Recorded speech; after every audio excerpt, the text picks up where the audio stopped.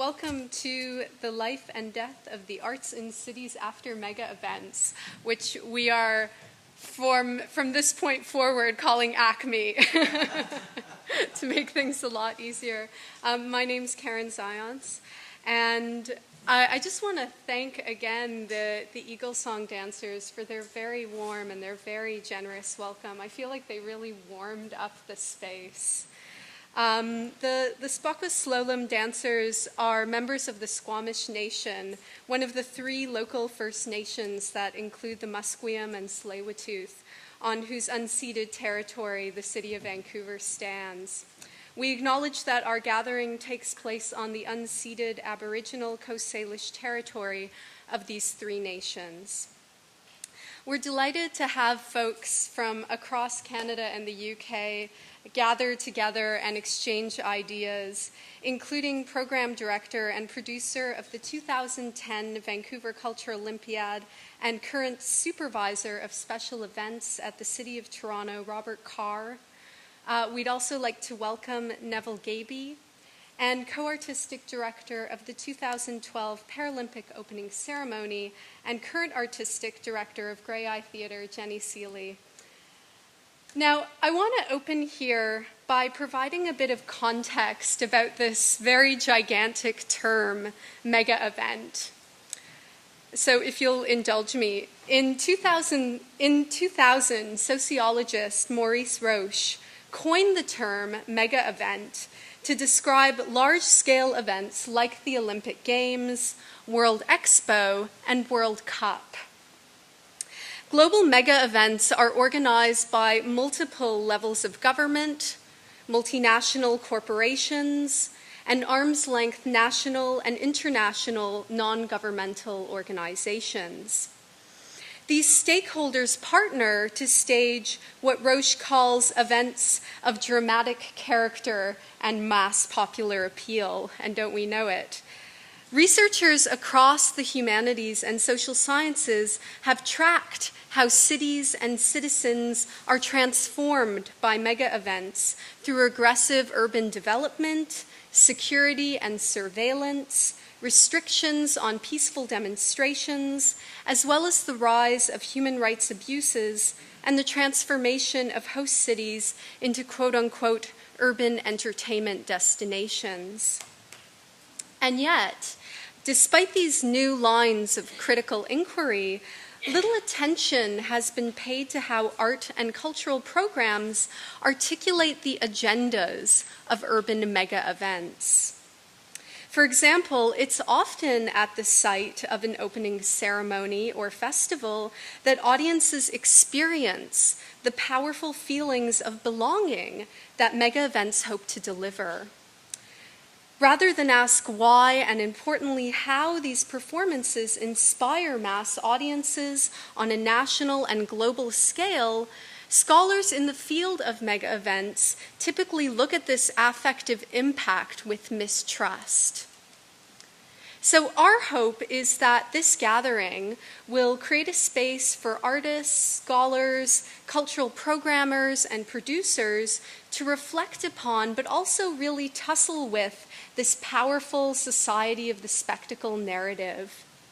Now, I just want to share with you just some of the questions that the 3 of us raised in advance of this gathering to think with and beyond these narratives of economic expediency and place promotion. So for one of the questions we asked are, how are arts and culture used to intervene in the pressing issues that shape mega events like security, human rights, or the environment?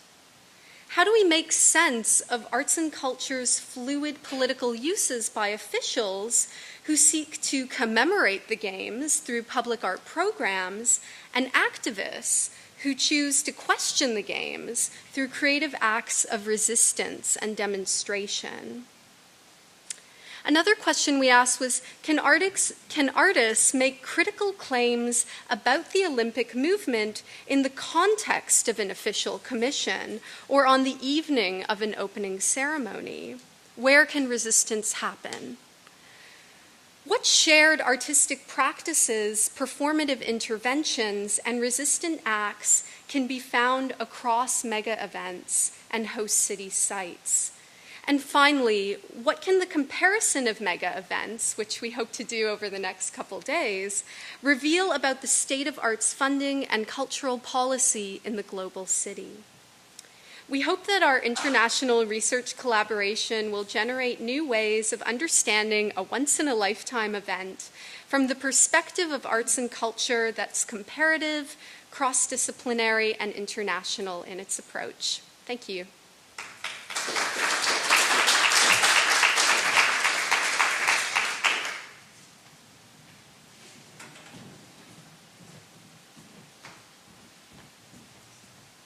Hi, my name is Kirsten Johnson, and like Karen, I will begin by thanking the Spokwas Slalom Eagle Song dancers for their generous welcome to the traditional Musqueam, Tsleil-Waututh, Squamish, and Coast Salish territories. It is my happy task on behalf of Karen, Peter, and myself to thank all of our guests, many of whom have traveled from other continents, countries, provinces, and cities to be together with us today. Some of our presenters and performers and other participants have traveled a little less far, just a ferry or a bus ride, we know. But we're particularly grateful that they're sharing the precious and usually sunny summer days of this region. These days are small on the ground. We're particularly pleased to thank our co-sponsors of this event from the Queen Mary University of London Drama Department, Professor Jennifer Harvey and Doctors Michael McKinney and the recently wrangled back to Canada, Kim Tsiolkas, as well as the Queen Mary School of Geography and Professor David Pinder. We are also grateful for the generous support we have received from Simon Fraser University's Department of English, Urban Studies Program, Faculty of Arts and Social Sciences, Office of the Vice President Academic, and Office of the Vice President Research. The University of British Columbia Drama Department, Department of Theatre and Film, as well, I did not just do that, as well as the Faculty of Arts, have also provided valuable support. We would also like to thank the Social Sciences and Humanities Research Grant for their support in helping us generate this interdisciplinary and international dialogue. None of our planning, however, would have been possible without the wide-ranging talents, diligence, and hard work of our excellent graduate research assistants, Kelsey Blair, Selena Couture, and Tara Harris. They will continue to be your best resources for help with any problems that might come up over the next couple of days, particularly things related to printing, computers, Wi-Fi. For this reason, I would like to ask Kelsey, Tara, and Selena to come forward, just so that everyone can put names to faces. These are the people who've been in contact with you most. Come closer. Into the light. Come to the light. Okay. So yeah. So they've done an excellent job already, and we know they will continue to do so. So we have Selena, Tara, and Kelsey. Thank you. We are also delighted to thank Dylan Robinson and Cole Thrush for the excellent walk earlier on this afternoon, and the weather cooperated with us, which was also good. And for the two exciting art ambles that we look forward to in the days ahead, many thanks also to Adrian Wong of New World Theatre, as well as Lorna Brown, Barbara Cole, and Vanessa Kwan of Other Sites for Artists projects. For so generously sharing their artwork on our poster, a further big thanks to Neville Gaby, Sabina Bitter, Helmut Weber, and our own Peter Dickinson. That's one of his images. And finally, I would like to thank Karen, who came up with this exciting possibility, and Peter, who shared his usual wisdom and vision and remarkable ability to pull, or push, things together. Thank you.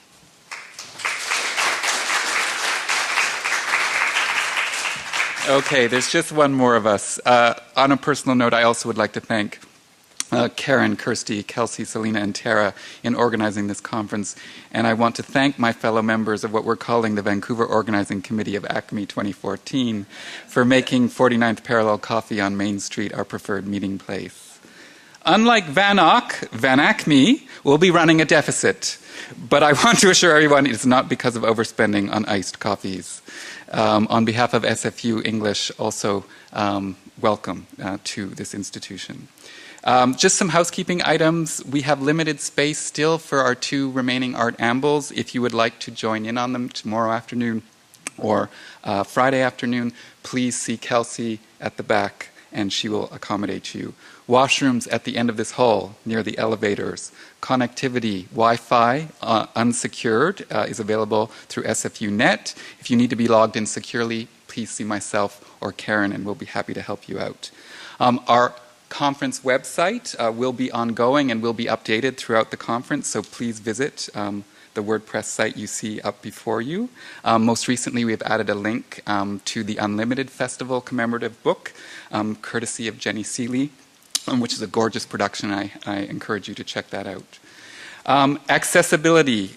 Those of you who will be giving formal papers over the next 3 days, it would be immensely helpful if you could forward a copy of your paper, again, to Kelsey or one of our other GRAs at lifeanddeathacme, all one word, at gmail.com, so that they can pass these on in advance to our ASL interpreters. Name tags. You will have noticed that there is a blank square on your name tag, otherwise snazzily produced and super expensive, believe me.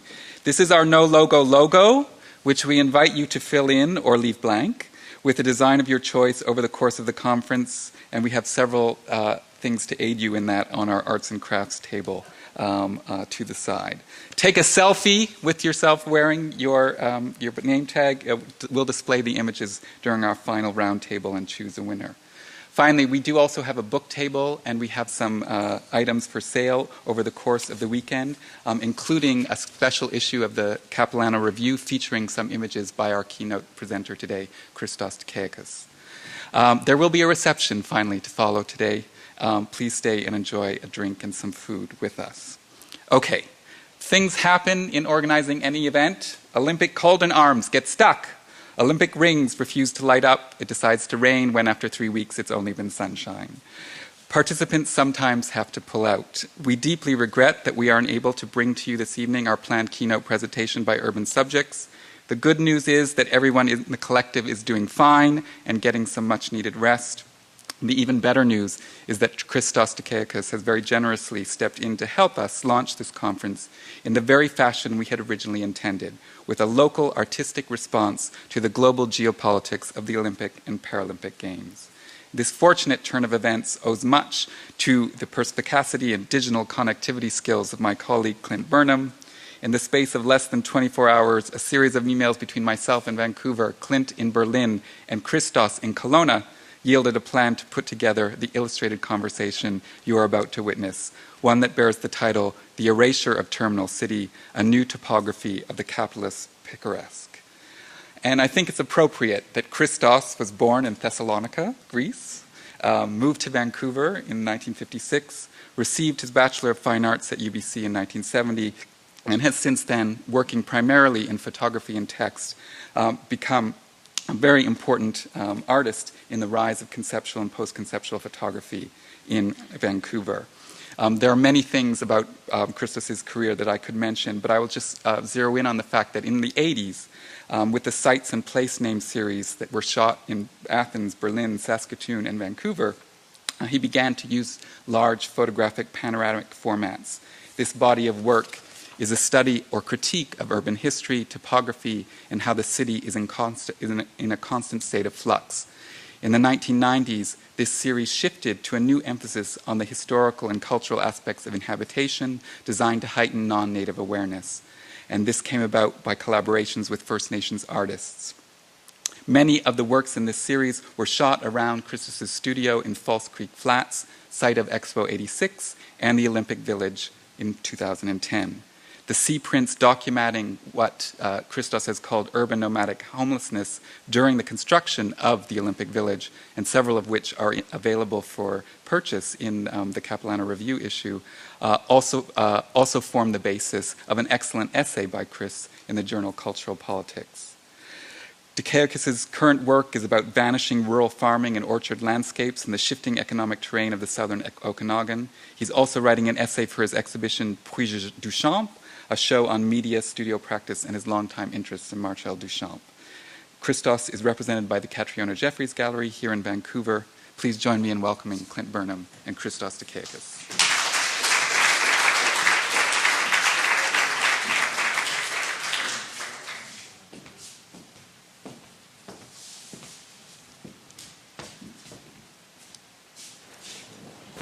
Is that working?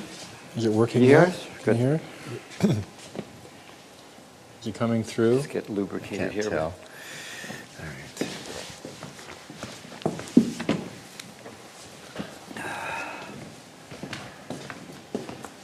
Is that forward? Let's go down here. It should be right over here.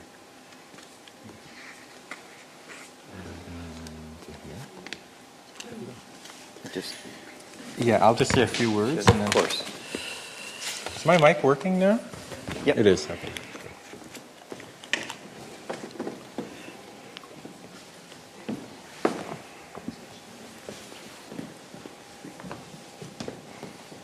Thank you, and welcome to SFU, for those of you who aren't from SFU or from Vancouver. Peter stole my introduction of Christos, but I'll repeat it anyway, because maybe you didn't get all the details the first time around. Obviously, we're reading from the same website. Although I had Thessaloniki, which one is it? Does it end in Thessaloniki or Thessalonica? Thessaloniki.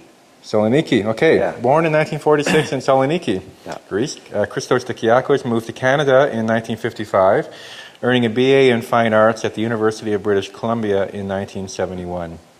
Tsiolkas is part of the generation of West Coast artists who came to be called the Vancouver School, including Anything Company, we'll put them in there, Ian Wallace, Jeff Wall, Ken Lum, Rodney Graham, and Stan Douglas.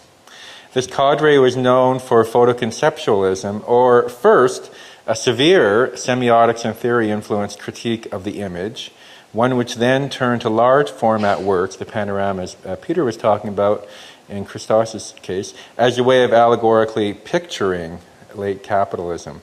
Thus, the Tsiolkas' early book work, which we'll see in a few minutes, Instant Photo Information, appropriated photographs of automobile wrecks with juxtaposed images of the False Creek industrial zone of 1960s Vancouver. Like Dan Graham's fascination with suburban housing tracts, or Robert Smithson's with bridges and waste, the Tsiolkas' work offers a stern rejoinder to triumphalist narratives of Western Enlightenment and progress. But of special interest to us today is the way in which False Creek, so named the colonial myth goes because British naval surveyors initially thought the inlet connected to the mighty Fraser River, that the False Creek would turn out to be the true center of Vancouver's expansionism, as its sawmills and shipwrights were gentrified first in the 1980s with a public market and art school on Granville Island, and then for the two major global, or at least world-class events of Expo in 1980s. And our Expo was a Class B Expo. It's kind of embarrassing, but not a Class A one. I don't know what the Class A ones are. In 1986, and the Winter Olympics, of course, it's the winter, not the summer, so again, Class B, right? In 2010. The Tsiolkas' attention to this area, to False Creek, has meant that we have a social document that never stops being an aesthetic critique. A survey of everything from the way in which piles of dirt or preload looks nothing so much as mountain vistas, or how First Nations drawings of fishing methods can overlay the present-day development, or the detritus of urban events, in one case an Indy car race, renders culture into nature. So just a brief sketch of what you will now see, beginning with historical images of Vancouver, but also Christos' history of picture making, culminating but without ever depicting the neoliberal excesses that were Expo and the Olympics. These works contest the reign of technical images in a kind of Laurelian non-photography, which does not photograph the world or city or history, but rather the objects that lie in it. That lie in, we see again and again, piles that recall Smithson and also the Anything Company, the defeatured landscape, culminating in the inhuman waste, the hobo, the homeless, the bum, discarded by the greenest city. So if you want to start talking and I'll start slide jockeying, and I'll ask questions a few Do times. you want? Yeah. Okay. Does that work Yeah. for you? Yeah. That works really well. You want me to move ahead, or you want to stay with the map? No, please stay with the map. Thank you. Thank you for those very kind introductions. I was thinking of winging it tonight, and then I thought, maybe not. You know, there's only like maybe about what? Do we have like 20 minutes? Half an hour. Half an hour. So I just wanted you, especially a lot of you who are visiting, just to kind of give you a sense in a very, very brief time how this new metropolis of Vancouver becomes and is still becoming. And I guess to some extent you may think that my talk is a kind of an ardent kind of longing for what is lost. But I think instead for me it's a kind of a factual, but I hope poetic, cumulative kind of insights of what I see as a kind of an erasure, a colonial situation, post-colonial, of rebuilding, and then of a continuous rebuilding. And as both Clint and Peter did say, that it's very, very interesting that these big mega events for Vancouver have in so many ways been located in this particular area called the False Creek or False Creek Flats, which in many cases was sort of like the area, the blue collar area, the working area of Vancouverites, and at the same time it was also the location of where all the resource extraction was coming in from the province into Vancouver, processed, and then somehow sent away. And that kind of ends at around the time of Expo 86, where the province was in a severe recession, where commodities and were very, very down. And Vancouver, after Expo, seems to have become its own kind of city, separate from whatever else happens in this province. It is kind of propelled into a whole other kind of international juxtaposition where it can grow. It doesn't really feel any of these kind of pangs that happen throughout the province. And also living in another part of the province, it is really its own city-state in terms of how it functions. And that kind of city-state where all the mega events happen, as you've heard, has been False Creek because it was a very convenient place. It gets emptied, it gets traded, it gets reclaimed, and in a way, for me, this inquiry of pictures of how mega culture kind of events seem to kind of provide a kind of a temporary arena of festivalism, of celebrations, of perhaps common purposes, nation building, only to return, and from what I saw before and after, to a landscape of people as kind of alienated wanderers, kind of estranged from themselves and their city. And at the same time, but perhaps the ones that were not as estranged were the ones that actually became flaneurs and actually experienced the kind of the endless spectacle of a city where the citizens of the city become and are the richness of the city. So, having said that, let's see the first picture, 1886, and I just wanted to show you this. The map. Still with the map, yeah. The map. So this is, it's a lumbering town, and prior to that was a lumbering town, but it starts to get a very, very special significance when the CPR connects nationally and it becomes the terminus, or called Terminal City, where the CPR is also given 25 million acres across the country, an initial 160 acres of Vancouver. By happenstance, we are actually in the old part of the city that got burnt down, and very conveniently it gets burnt down and gets more or less sold by a lot of the makers and shakers and doers of the CPR. So from the beginning, it is a real estate entity from the get-go. The next one should show you a large panorama of a land reclamation of East Falls Creek around 1966. 16, yeah, sorry. And it has this kind of, even though it's panorama, for me it has this kind of vertiginous kind of experience of our first very big mega project. A kind of an endless spectacle of infilling, and an infilling of a very important mud flats, an area which was transportation route, hunting and gathering, and also summer encampments, and in many cases areas of the sacred.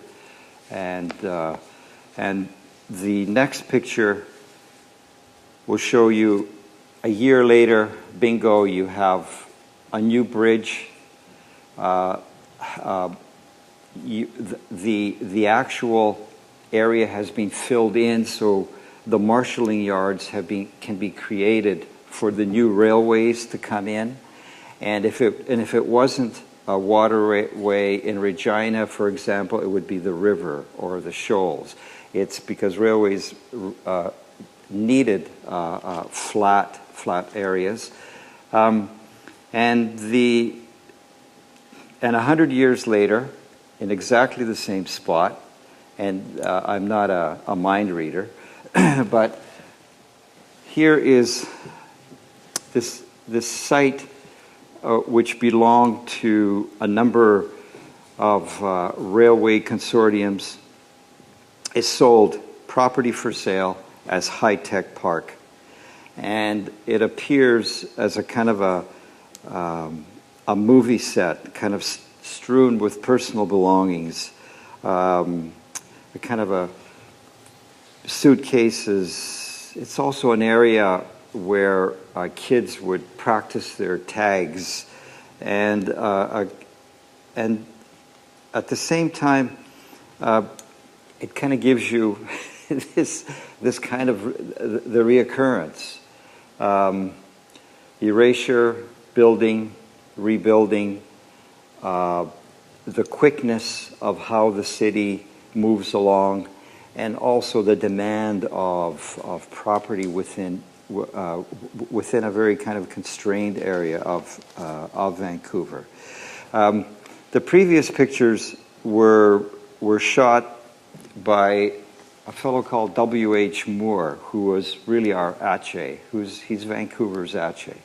He shot these pictures in a circuit camera, which were actually surveillance cameras, where you would only get one chance to take your shot. The film came, it looked like a big stick of dynamite. You rolled it through the camera. You had to get all the gears and things all in sync, the shutter speeds, whatever. You had one chance to shoot, and if you got it, you got it. In most cases, you didn't. The other thing that I was thinking was that this infilling, the city becoming a new city, creates this kind of ignorance of its history. At this particular pace, it's not like we're in London or Paris, where there is always a vestige, where there are always places that we that have a sense of human scale or of some social kind of importance. And because I think it's always kind of looking at the future. The next picture, here's a sample of early conceptual photography. And in my case, the photographs were small snapshots. Like in most conceptual photography, they were, in this case, the entire subject matter is False Creek. It's a kind of an ongoing kind of examination of the transitoriness of place. How is this place changing and switching?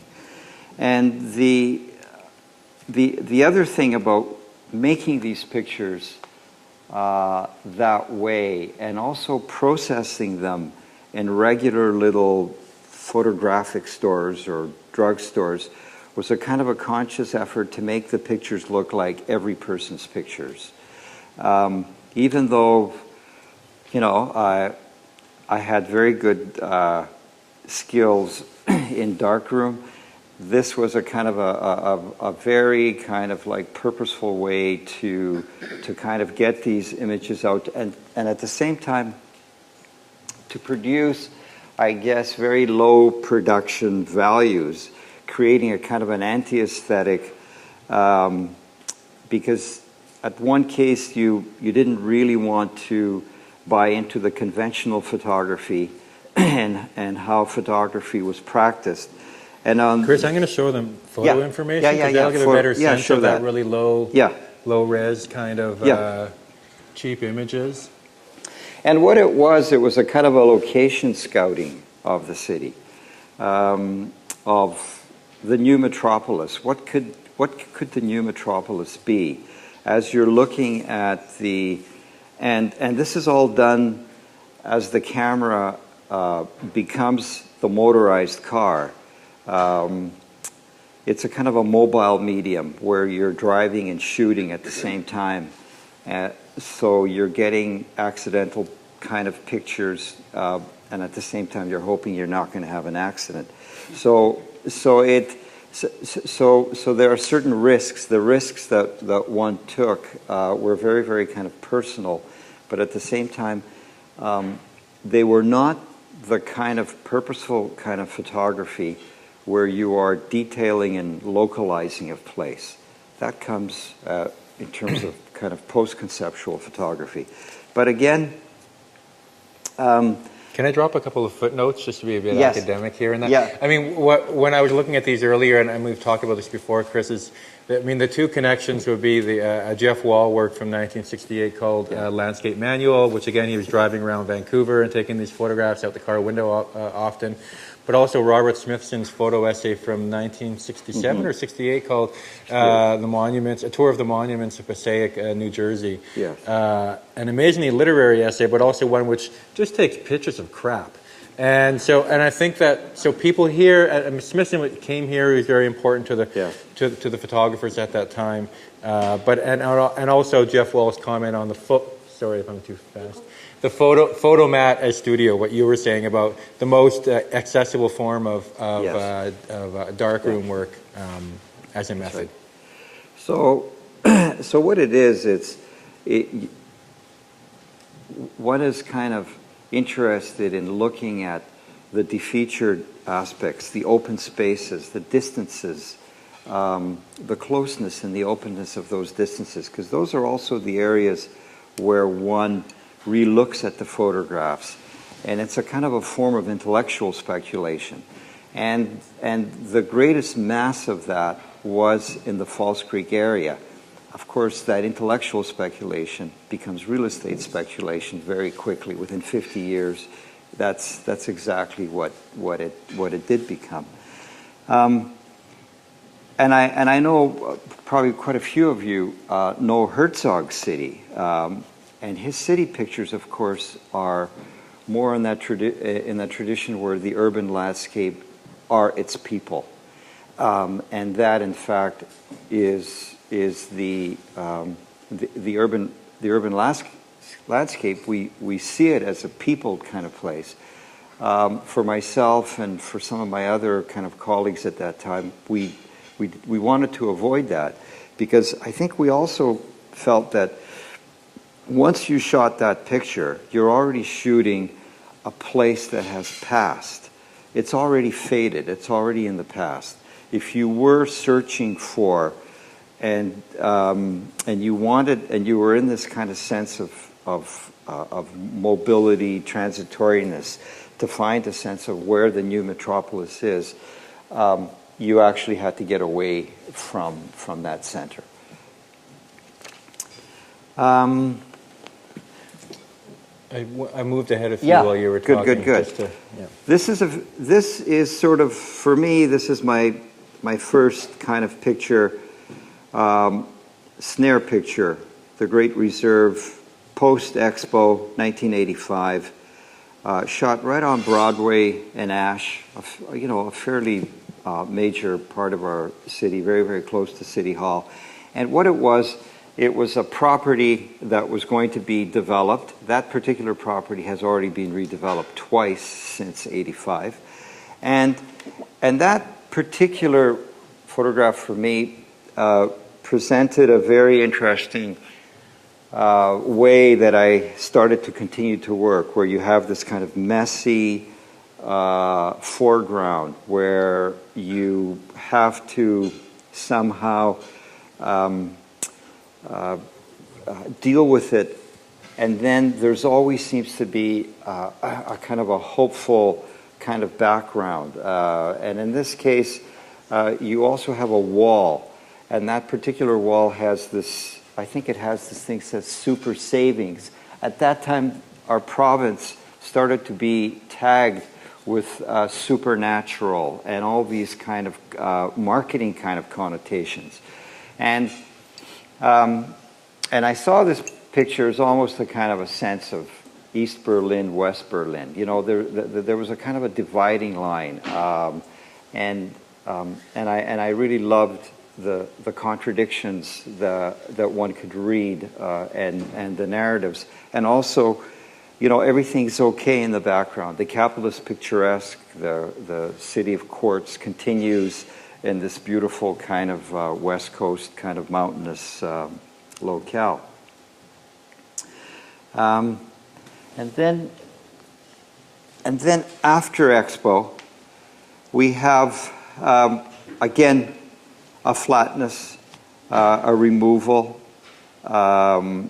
We have the lands sold to Asian clients who. And what happens again here is that the spectacle, the mega event, and whatever had occurred provides the photographer, and also provided myself, perhaps another kind of level of what kind of intellectual speculation could happen here. What are the contradictory forces that are kind of happening in this picture? What is being set up? What is not being set up? The sort of the open spaces, the tropes, the reappearances, and the next. Oh yeah. Do you want me to riff on this one? Yeah. Yeah. For me, this is like the money shot of Christos' work in terms of a kind of absolute disgusting garbage-like piles of pay dirt, or what's called preload, that's brought into building sites before all the condominiums that are around Falls Creek now are built, but that end up with the picture-making apparatus of the camera and the photographer, end up as this kind of like a sick parody of the mountain landscape, of the mountains reflected in the lake or what have you.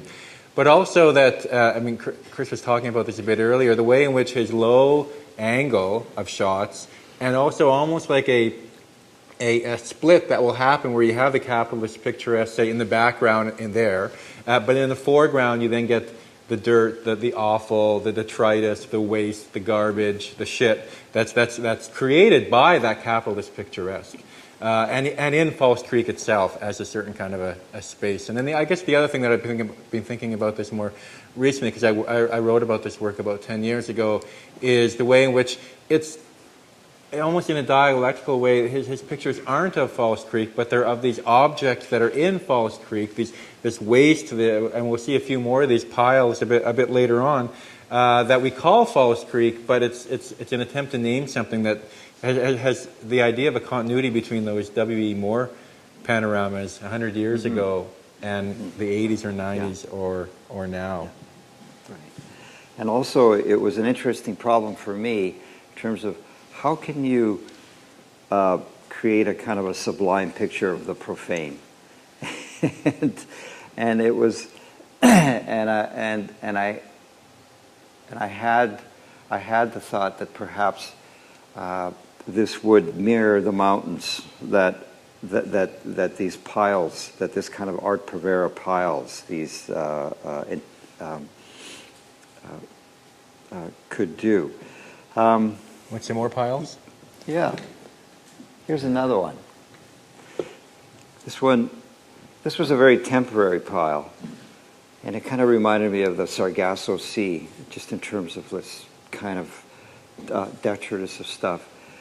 Knowing that this was going to be the location of the Olympic Village, and wondering what happened here. I made an inquiry, and I found out that very early on, in other kind of regimes of the City Hall, they wanted all this, the city wanted all this material to be reclaimed in a green way. So they hired this guy, gave him an upfront charge, and he just took the money and ran. Boom or bust. That's it. So, from the piles of flux, and this, by the 80s, Concord Pacific is trying to, and they're having a very, very tough time of trying to sell condos because we are coming out of a very, very big recession. And they want the local population to buy into what was Falls Creek. In other words, they're making up an idea that there was a heritage here, or if there was something actually positive. I mean, I worked here at the very tail end of Falls Creek in some very dangerous sawmills. And I must say that the actual, the marketing got ramped up even more into this kind of beyond Falls Creek nostalgia, into the kind of lifestyle livings of the condos by the waterfront. And this, of course, continues today in terms of the in terms of how new homes are sold and marketed in Vancouver. The next one. Yeah. I also got an opportunity with an architect, Noel Best, to actually kind of take those ideas that I've had for many years, and I used in photography and also with photography and text, to extend a work as a kind of a sculpture installation where we were given very, very specific set of facts. We were asked to build rain shelters and at the same time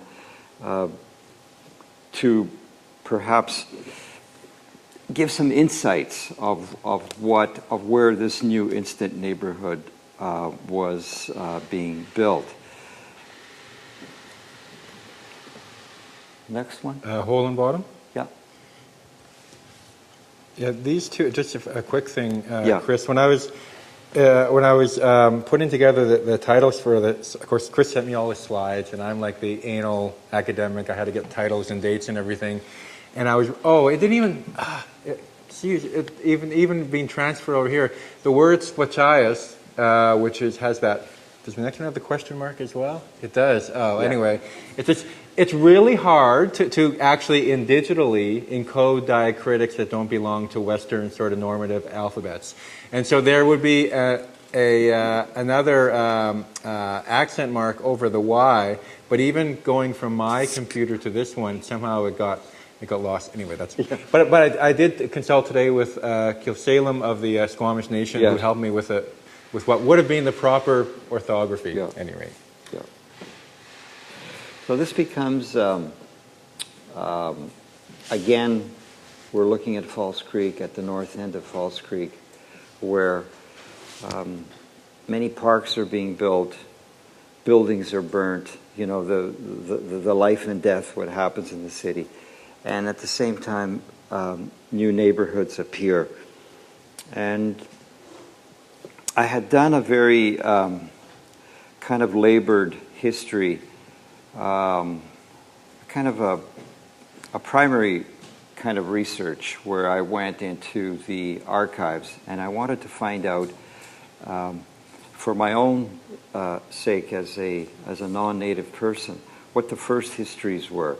Because as you know, history becomes a kind of a sclerotic kind of thing. It gets it has sedimentations, it sets in, and in many cases, and especially in terms of post-colonial history, it tends to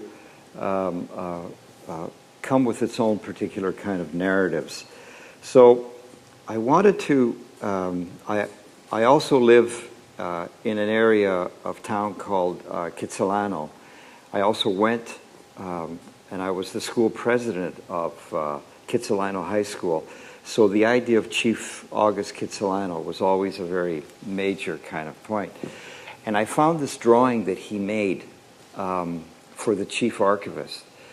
And they would get together. They became very, very good friends. And the chief archivist, Major Matthews, wanted to know as much as possible of what he knew about Old Vancouver. And he created a number of logs. He created a number of, gathered a number of materials. So I love this particular picture of where perhaps you could catch a big sturgeon that could probably feed an entire community. And I also loved the fact that when I actually shot the picture in this big kind of rain puddle that wouldn't go away. Sometimes we do have these rain puddles in Vancouver that seem to stick around except for a very hot summer. And I kind of dropped this in to sort of bring in the real, the imaginary, to get the intertextuality of the Aboriginal spoken language, to make that real, and at the same time to bring what was not being brought in the very early conceptual projects, and that is the detailing and localizing of place. And that's also an area of poetry, poetics, narrative, storytelling. And there was a whole series of these photographs called Squat Chase, which probably about 18 in all. And I thought this one here was a nice kind of representation of that. Moving right along. Oh, there's another one. Oh, yeah, the real estate agent in the hollow tree. Yes. So this is Van Horn and his buddies. Van Horn was the president of the CPR, who was given great tracts of land by the federal government to sell as a kind of a bonus after the railway was built. And you can see the kind of makeshift real estate office. And in a way, kind of history repeats itself with the next slide. Again, I felt I was in this kind of frontier kind of Vancouver, where we have another real estate firm putting up a banner right on the fence where excavations are still going on for the footings of the Olympic Village and the new apartments. So it's a kind of a frontiers of real estate, the idea of real estate, all those open spaces and places, things that gave so much subject matter to a lot of my work and my colleagues' works come to an end. Sadly, come to an end. And more piles. More piles. And this is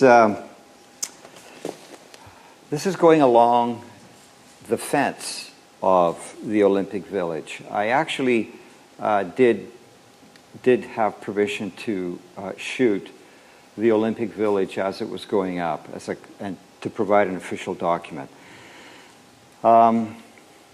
For many reasons, I changed my mind and I decided to be outside the fence and just kind of get a perspective of what a flaneur or what a walker would get by not being on the inside. And again, I saw these kind of wonderful, for me what they were wonderful tropes of art povera, of kind of giant earth art sculptures. And in the background you see the poking of cranes and the city. But the amount of debris that has been removed to create the new apartments and actually the new neighborhood of the Olympic Village seems to happen in kind of a mountainous kind of heights.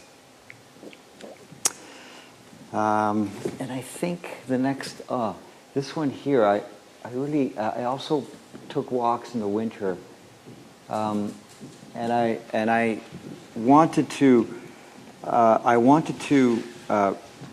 especially take this picture because it reminded me so much of The Huntsman in Winter by Bruegel, the Elder. It's a very famous picture of people going home, trotting home. And at the same time, Vancouver City Credit Union having that sign Van City there as a kind of a symbolic, because I knew that picture was going to be gone. That was within a matter of a few years. You wouldn't be able to take this picture again.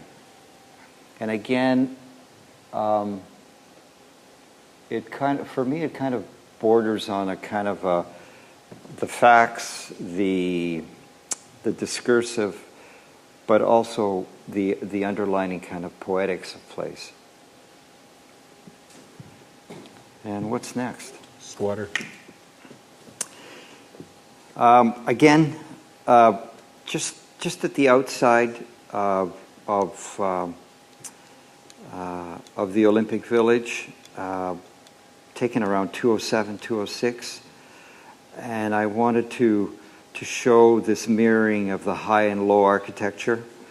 This squatter, this laborer, which perhaps we can call a hobo in search of a job, a drifter, he was actually working on the site, and this was his kind of temporary home. And the next picture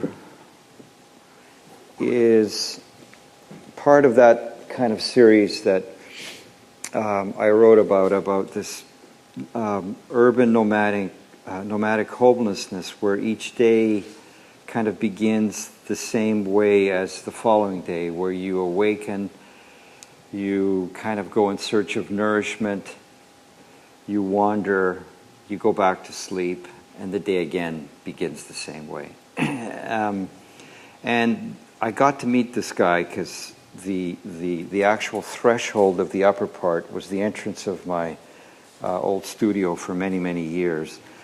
And for him, it was a guy who enjoyed intoxication, who basically had the run of the neighborhood. And the other fellow, who sometimes slept across from there, and you could see his foot just coming out of the folded cardboard. That's his domicile, his very temporary kind of domicile. Again, a very interesting picture in terms that you have this very temporary domicile, a guy kind of sleeping off the partying the day before, and these kind of two ready-made monochromes just kind of right above them. So these open spaces and places, a kind of a melancholy of a kind of an alienated spaces, this kind of speculation of a city was kind of an ongoing kind of almost a kind of an itinerant kind of project of mine. But at some point, I had to photograph the condoization, the mass building of the Olympic Village, which, by the way, I'm sure look exactly the same as in London as they look in Vancouver, along the waterfront. They have that same kind of glass, sheath glass, concrete kind of structure. And that last picture, window view 2009, is in a studio building that I had for many, many years. And I wanted to take the picture of Main Street. I wanted to show the new construction of the Olympic Village, but I wanted to take it through this grimy window in one of my partner's studios, who was next door to me, Warren Murfitt's studio, and the studio and the building was an original building which was part of that kind of blue-collar kind of jobs from 1920. And we are, of course, very, very fortunate to still do our art production there. But I also like the picture because it kind of had the sense of the artist's bunker, kind of a holdout. And we all swore that is just going to come right through us and take us right out of business.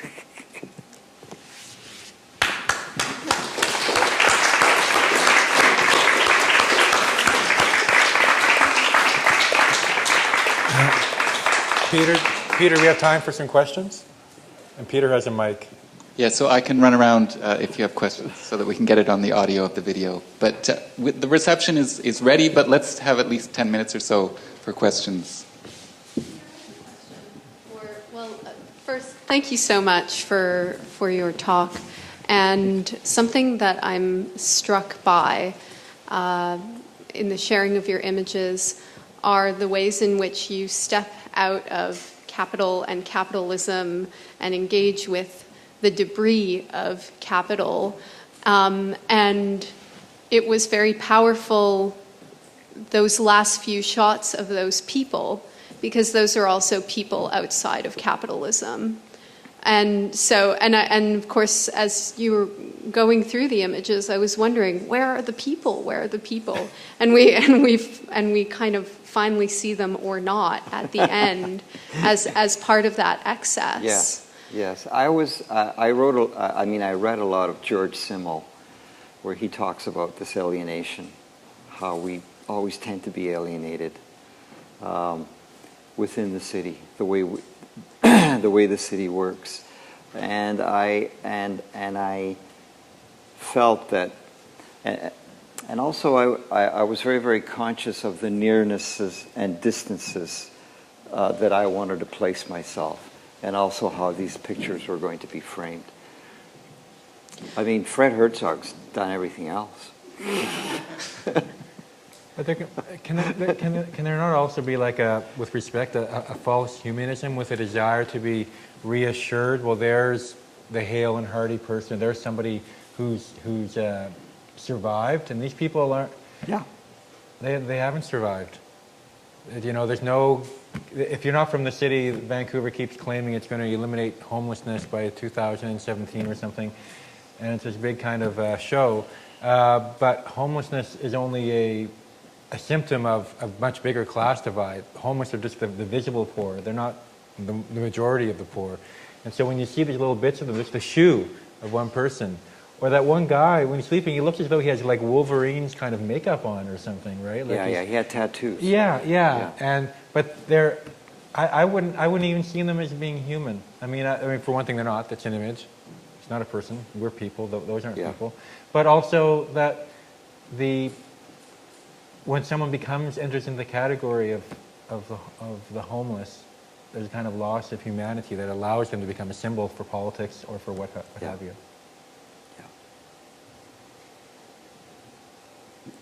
Do we have another question? Jen, you're itching, I know.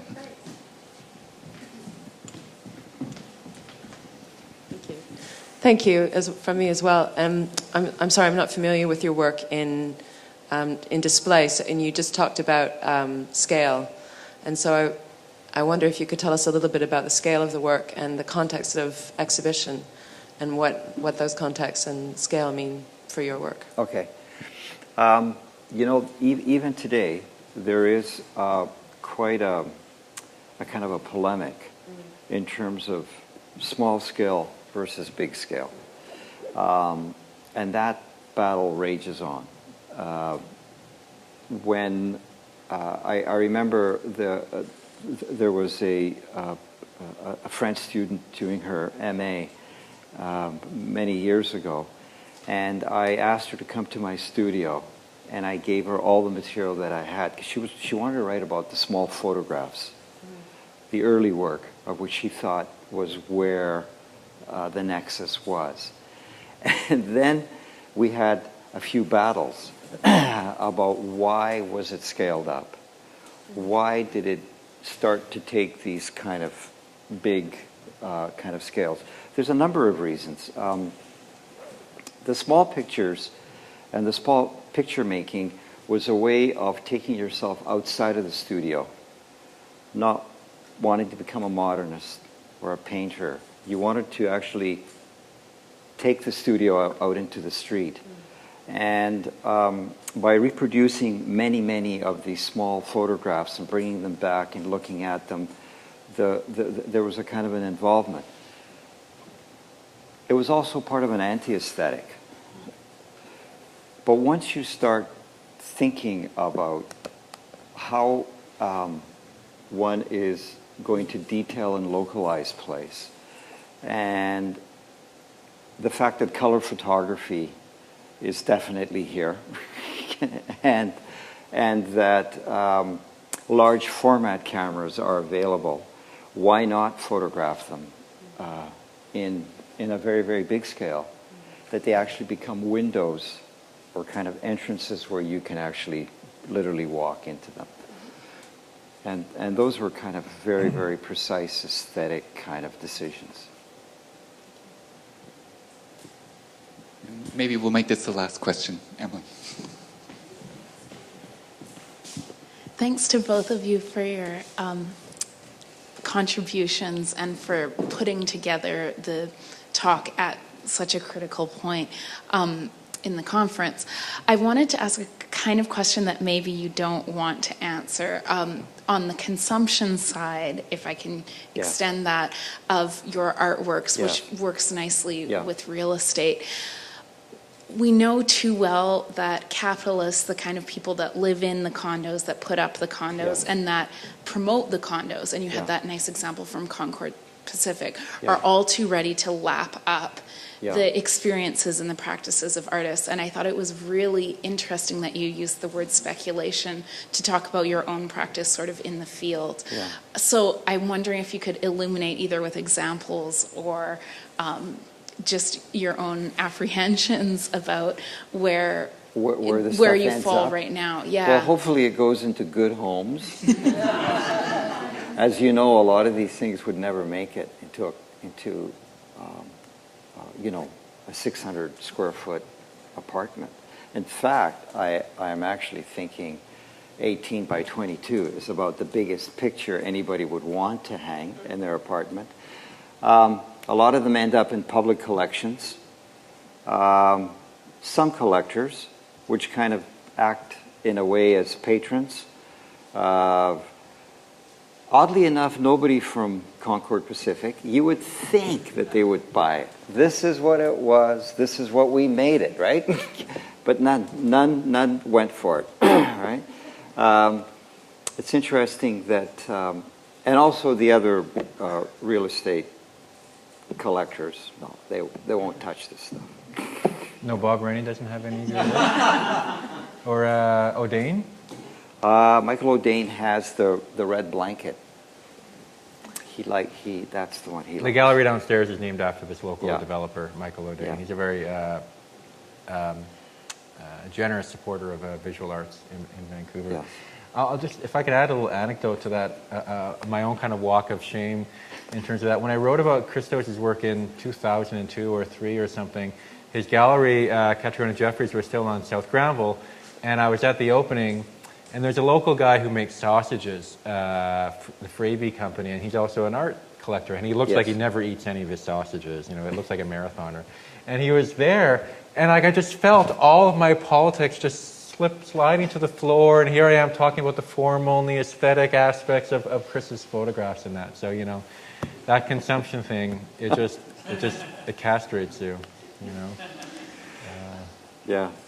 Hopefully what you saw were some good pictures. And the ones that were purposely bad, crummy pictures, they were meant to be crummy. The early ones. Well, Chris, we definitely saw some excellent pictures. Thank you so much for your presentation. Thank you. Thanks, Chris. That was awesome.